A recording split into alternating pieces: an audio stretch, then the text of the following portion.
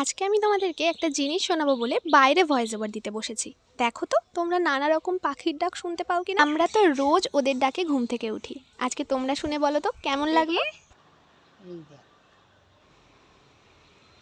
আর একটু পাকবে না, এবার তো পাখি ঠোঁয়া মেরে দিবে। এবার তো পাখি ওকে ঠোঁয়া মেরে দিবে। পাখিতে খেয়ে নেবে না। হ্যাঁ, দেখো আমাদের গাছের সবেদা, দেখো এই যে এইটুকু গাছের কি সুন্দর সবেদা। আরো ধরেছে না মা? এই যে ধরেছে, এই যে ধরেছে, এইখানে একটা, এখানে একটা।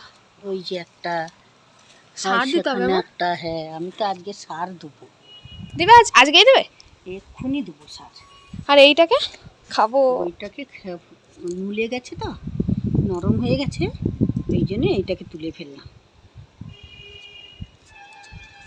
মানে তো ওকে পাখিয়ে খেয়ে নিবে। পাইপটা টরিজিমি কেটে দিচ্ছে তো।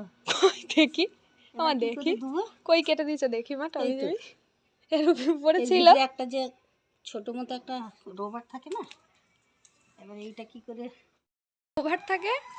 টমি জিমি সেটাকে কেটে দিয়েছে। জল দিতে এখন আমার মা বাগানে জল দেবে, হচ্ছে না। আর এখন কি দিয়ে করে বুঝতে পারছি না। কলটা চালিয়ে দে, দেখছি। হচ্ছে না, এখান থেকেই জল দেওয়া হচ্ছে। এই যে যাচ্ছে গাছে জল দেওয়ার পাইপটা যেহেতু টমি জিমি কেটে দিয়েছে, তাই আমাকে আর মাকে একটু বেশিই কষ্ট করতে হয়। ঘরের ফ্যান, সবজির খোসা, ফলের খোসা, এগুলোকে অনেক দিন ধরে জমিয়ে রাখার পর যে সারটা তৈরি হয়, আমরা কিন্তু সেটাই গাছের মধ্যে দিই। আমাদেরকে এই গাছে সার দেওয়ার জন্য আলাদা করে আর কিনতে হয় না। তাই আমি আর মা এখানে হাতে হাতে সব কাজগুলো করে নিচ্ছিলাম।